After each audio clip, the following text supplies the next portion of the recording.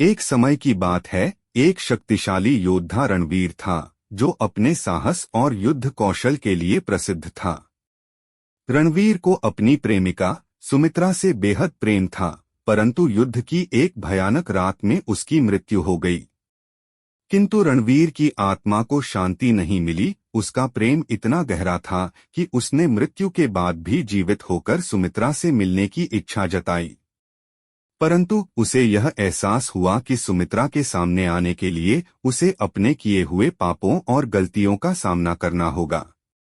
रणवीर का भूतिया रूप कई वर्षों तक भटकता रहा और उसकी तड़प बढ़ती गई। वह जानता था कि जब तक वह अपने अतीत की गलतियों को स्वीकार नहीं करेगा, वह सुमित्रा के पास नहीं जा पाएगा।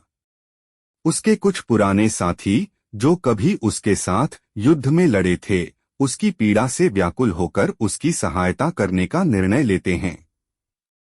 परंतु इन साथियों पर एक भयानक श्राप का साया मंडरा रहा था, जो उनकी मदद के प्रयास को और भी कठिन बना रहा था। इस श्राप की शर्त यह थी कि यदि रणवीर अपने पापों का प्रायश्चित करने में विफल रहता है, तो उसके साथियों की आत्माएं भी उसी भटकाव में फंस जाएंगी। इसके बावजूद उसके साथी उसकी मदद करने का प्रण लेते हैं। वे हर रात अंधेरे जंगल में जाकर रणवीर की आत्मा का आवाहन करते और उसे अपनी गलतियों का सामना करने का साहस दिलाते। रणवीर एक एक करके अपने अतीत के पापों का सामना करता है और जैसे जैसे वह सच्चाई को स्वीकारता है, उसका बोझ कम होता जाता है। अंततः रणवीर को जीवित रूप में सुमित्रा के सामने प्रकट होने का मौका मिलता है।